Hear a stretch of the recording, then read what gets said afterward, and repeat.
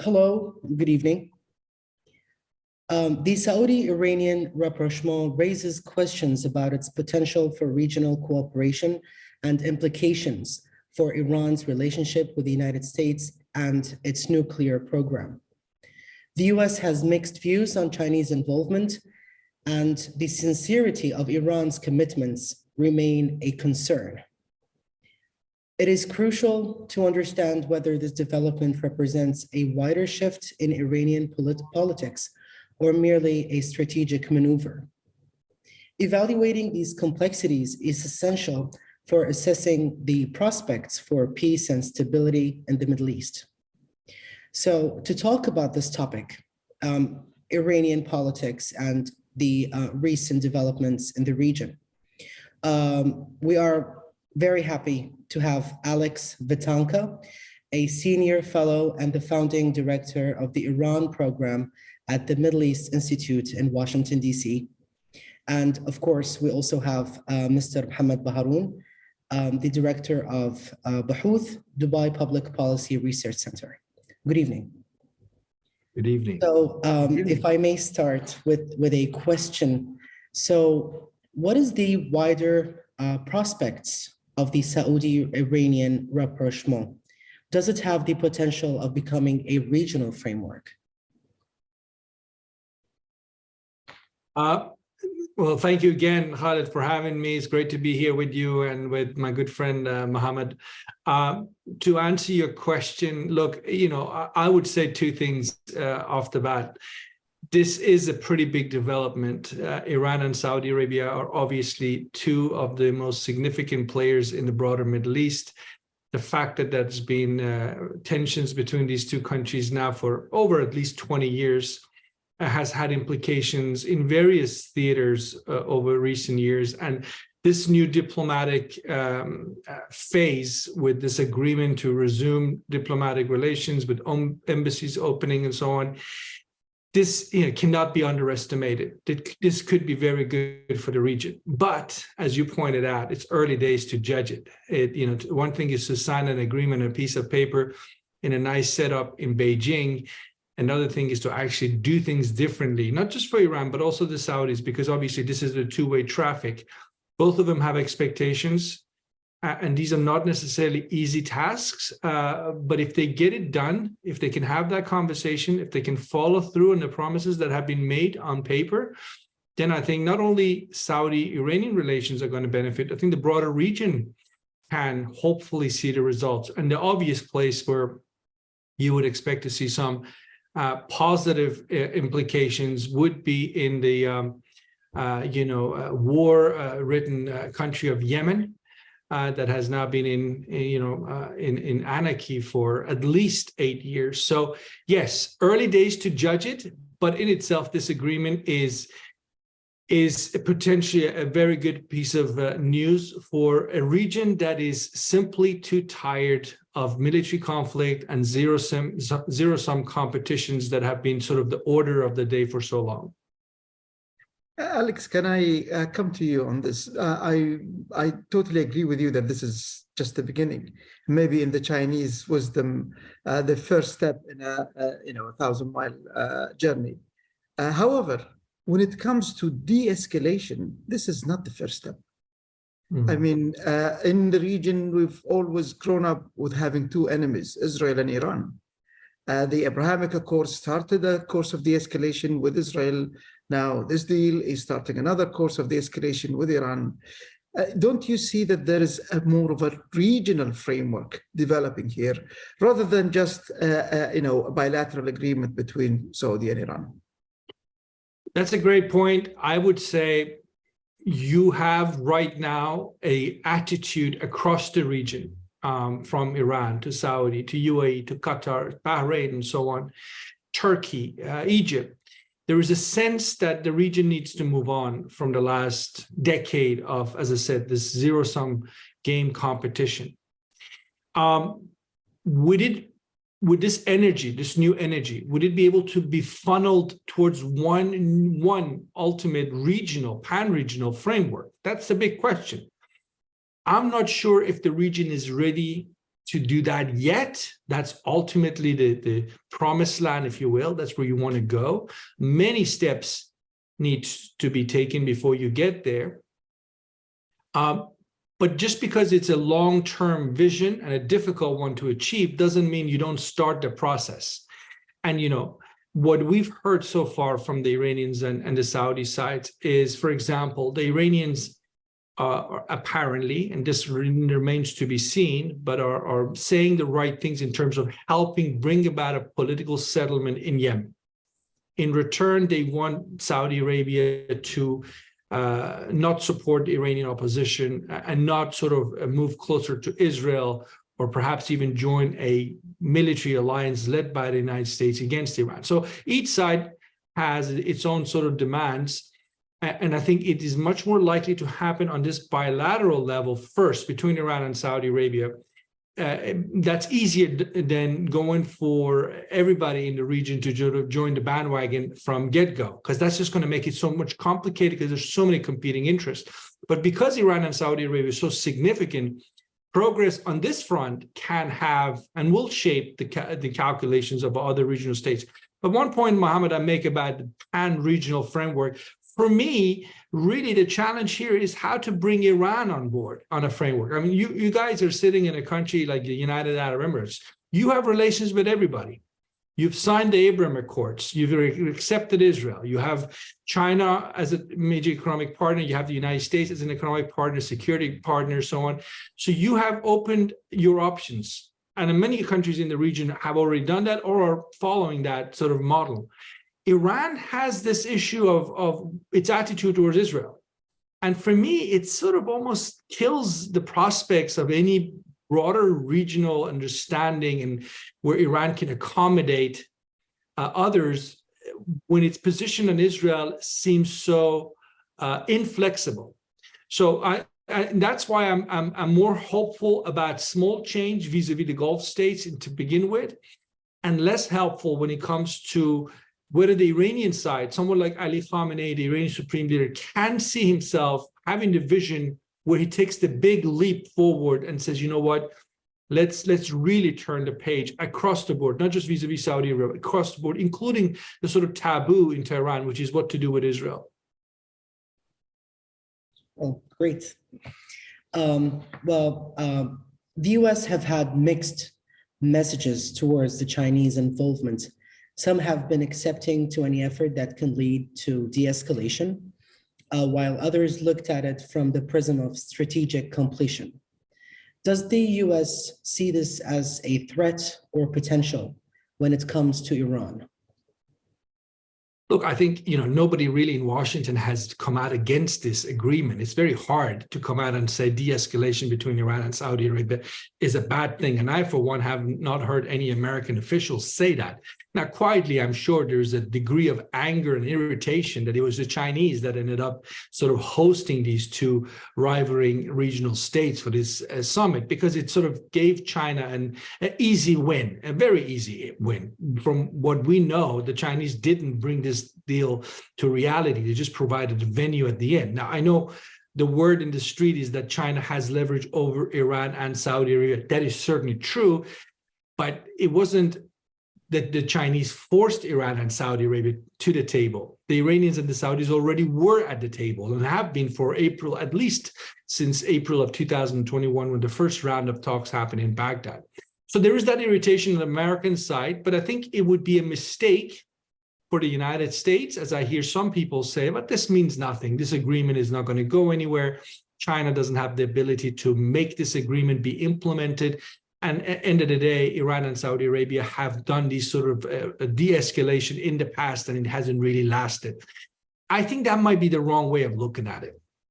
China today is not China of 10 years ago, or certainly 20 years ago. So China is coming to the region, to the Middle East, and is saying, look, Middle East, you're tired of spending all your hard-earned money on buying expensive military platforms. And your region, with your demographic bulge, all the challenges from climate change and reconstruction in war-hit countries like Syria, Yemen, your main challenge is to focus on your economy. And China, I can help you with that, because that's what I'm good at. So you've seen initiatives like Road and Belt Initiative, You've seen China become overall the first, if not second largest trading partner of every country in the region. So that economic message from Beijing is not easy to dismiss if you're United States. And I think the US will make a strategic mistake believing just because China cannot replace the US militarily in the region, that China's position in the Middle East cannot grow. Yeah, I think it can grow, and I think it can grow on the economic front. And in the long term, that will really be a challenge to the US, if you will, dominance in the Middle East. So I would, and I've been arguing this here in Washington in panels and so forth, the United States is not Communist Party of China. We can't do central planning. We can't have Belt and Road initiatives and sort of bring our companies involved. But you can certainly have a conversation with American private corporations and to show them that there is money to be made in the Middle East outside the realm of military and security affairs. And that way, I think the US can have an opportunity to challenge the Chinese model for the Middle East, which is one of heavily dependent on economic cooperation. That is something the United States needs to do, think about, and I hope we see that. Now, Alex, if I may ask, I mean, the concerns I've heard coming out from the US is one, as you pointed out, that China doesn't really have the type of leverage, if you want, or influence to make this deal hold. But the other aspect is that Iran has a very long history of sort of turning back on deals, not being consistent, not being even trustworthy, as the description I've heard. And that is cause enough not to put a lot of sort of hope or wager on this deal. And yet this is not a deal. Nonetheless, we've been a progression, as you've rightfully pointed out, starting from April 21. In Baghdad, it moved to Oman, it moved to China. There was a meeting. And then there is now recently a meeting between the foreign ministers. Another summit is being planned. So there is a progression going on. I mean, I'm totally, I totally agree that there is a lot of deficit when it comes to confidence. Well, what do you think is a possible confidence building measure? Because you cannot just leave that deficit as something that would affect us forever. So when you have a problem with confidence, you try confidence building measures. So in your view, what type of an acceptable confidence building measure? You know, I think you pointed out rightly so, Mohammed, that we've been here before and we've had this sort of de-escalation diplomatic efforts that haven't really gone anywhere. But I think there are two reasons here where it might be different. One is where Saudi Arabia is as a country, far more focused on nation building at home, the economic vision 2030 and everything that comes with it. And here is a young leadership in Riyadh, led by Crown Prince Mohammed bin Salman, that will be there for a long time as leaders of that country. And if their focus remains on economic development, and if they, for example, we've heard the Saudi foreign minister, the finance minister of Saudi Arabia talk about investing in Iran. The Iranians are saying they would love to see investment from Saudi Arabia.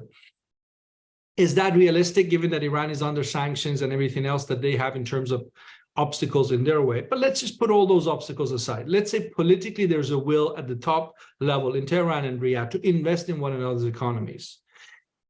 Again, you're talking two of the largest markets, and certainly the Iranian market has potential to grow massively. And it could be beneficial for the Saudis in terms of reaping the profits of being involved in that market. You need political leadership. And that political leadership, I think, is the first step. You need to build confidence among your private sector companies that would have to actually do the heavy lifting in each market. I don't know. I'm less sure of the Iranian position in terms of nation building. And that's the sort of concern I have, because the regime is still led by people in their 70s and 80s who came about in 1979 as part of the revolution of Ayatollah Khomeini. They have never prioritized the economy. They have never focused on nation building at home, and they've much been more focused on security and so-called being in the region to defend in Lebanon and Syria so they don't have to deal with the threats at home. That's their argument. that might have worked in the past, but it's not going to be working going forward when you look at the economic realities that the nation of Iran, the Iranian public, is facing. So but then again, Khamenei is almost 84 years old, and the leadership around him, the sort of top echelon, will soon be replaced by a younger generation, and they will have an opportunity to look at their neighborhood as threats, the way Khamenei and the Revolutionary Guards have done, or as opportunities. It requires a major strategic shift in thinking. And it would be very different when the sort of line of thinking that came in 1979. But that's an option for people inside the Islamic Republic. If they want to take a different course of action going forward, for selfish reasons, to prolong the lifespan of their own regime, which frankly is under huge pressure, as we know, in Iran, because it's an unpopular system that doesn't deliver, and it certainly doesn't deliver on the economic front. So for those two reasons, I'm a bit more hopeful today than I would have been, say, five years ago. If you asked me that question in 2015, I would have said, no, they're busy in this zero-sum competition in the region. But that's not what we are today. Is this indicative of a wider change in Iranian politics, or is it just compartmentalism of foreign policy? Is this a sign of a greater shift that will see more openness internally and not just externally? Tough question, to be honest. I don't know if we know. I would guess that they have come to this point of de-escalation more out of need than because they suddenly woke up one morning and realized they love the Saudi leadership. And you could also say that's true for the Saudis. I mean, they have the same concerns about Iran they had before this agreement, but they just don't want to spoil it. They have a big project called nation building, economic development. They don't want to spoil it next door, sitting there on arsenals of missiles and drones and threatening their investments. And I understand that. So for both sides, this isn't because they realized that, they had been wrong in the past, but this is more to realize that they can't continue the path they've been on. On the Iranian side, I think, for a long time, certainly since the Arab Spring began in 2011, there's always been a question mark about how do you, if you will, monetize your regional policies. So Iran is in Syria, Iran is Lebanon, Iran is in Iraq and Yemen, but none of these really are resulting in economic development at home. Iran is not making money from being in the region. It's spending money, but it's not gaining any money. In fact, its rivals, I mean, I can point out, for example, in Syria, where Iran has been heavily involved, if you listen to that Iranian debate inside of Iran, they point out that, look, Iran has been in Syria for over 10 years. They have about a market share of 3%. Whereas Turkey has a market share 10 times bigger than that, 30%. So there is a missing link here. You cannot just be in the region with your proxy groups, with their pickup trucks and Kalashnikovs or armed drones. That gets you some, influence, power projection. But how do you then, convert that into also economic gains? Because as I said, the Iranians feel that others are doing much better in the region than they have done. And if this is the path they will be on, then it requires a major shift in how they look at the region. As I said earlier, you can look at the region as a threat, or you can start looking at the region as markets, opportunities. And if you start thinking along those lines, you really have to change course, because you will realize very quickly that to be a normal economic player, you also need to be a player, not just in the regional level, but on the international level. International banks, corporate multinationals, they all want a stability when they invest. So that's the choice Iran has to make. I think if they make that choice, that's not going to still make him popular, because they got a lot of unpopular policies at home, but certainly they will make life easier for their neighbors to learn to live with the Islamic Republic that's more focused on economic development than power projection. Well, great. Now, sorry, I'll stop you, Khalid, here for a second, and I want to go back to the US position again. I mean, everyone is looking for a litmus test of whether this is going to work or not. And one of those litmus tests is the JCPOA, or the nuclear program. And how is this going to have an impact on the nuclear program? Is this rapprochement going to help Iran to find a different approach to making the region and the world at large more confident about its program? Or is it actually going to find a way where it's going to bypass all of the previous controls on its program? What do you see that, Alex? To be honest, I think you're better placed, Mohammed, than me in answering that question, certainly from the Gulf position. But I get the sense that for a country like Saudi Arabia and many others in the Gulf, the nuclear issue really never was the key. It was much more of a concern in terms of what Iran was doing in the region. The cliche always was, even if Iran had a nuclear weapon, they're not going to drop it on any of their neighbors. Because they're going to be paying the consequences themselves just because of geographic proximity. But Iran's regional actions was always much more of a concern. So I'm not sure if the prospects of whether there will be a revival of JCPOA or not is going to be the key factor in the short term, determining the prospects for this Saudi-Iranian rapprochement. In the long term, JCPOA is needed, or something similar to it is needed for Iran to become normal, if you will. Particularly if these two sides are serious about investment, the Saudis will very quickly find out that even if they wanted to invest in Iran, there are all sorts of thousands of sanctions on Iran that will be obstacles in the path of investment. So it is in the interest of the Saudis and the rest of the Middle East to see Iran solve its nuclear issue earlier the better. But as I said, I don't think it's the one key factor right now that will make or break where the Saudis or Iranians are today in terms of their conversation. But is that the thinking of the US as well? To be honest, I don't think right now there is much time or energy allocated towards the Iranian nuclear issue. This is somewhat maybe controversial to say, but I don't see a policy. I don't see President Biden investing a lot of time in it. I see more and more articles and analysis that basically says the United States has come to almost accept a threshold nuclear Iran, that they can enrich to 60%. It's a question of time before they can enrich to 90%. They're not going to give up the enrichment facilities or know-how. Iran is a nuclear threshold state. It's a Japan of the Middle East, if you will. And if, again, there's debate what the red lines should be. And we've seen so many red lines over the last, well, you can go back to 2003 when the first set of negotiations with Iran began over its nuclear program. But so many of these red lines have been crossed. And if you ask the Iranians, they'll say they crossed them just because the other side kept putting more sanctions on them. In other words, each side has lots of arguments to why they behave the way they do towards the other. But ultimately, I think what I find fascinating to watch is whether those people in the Iranian regime who argue that a normal, if you will, Iran, a healthy Iranian foreign policy requires a solution to the JCPOA. And this idea that Russia and China alone will help Iran internationally and help Iran's economy and bring it back to sort of mainstream international affairs, it's not going to happen, not in the short term, probably not even in the medium term. Iran needs to find a way to deal with Europe, the United States. It can keep its friendships with China and Russia, but it would serve Iranian interests and the rest of the Middle East if the Iranians had more balance in their foreign policy. That sounds great. Well, I believe that we have just a few minutes left. So I don't know if you have any final comments or questions, Mr. Mohammed or Mr. Vatanka. We've been asking Alex. I want to hear Mohammed. No, Mohammed, you go ahead.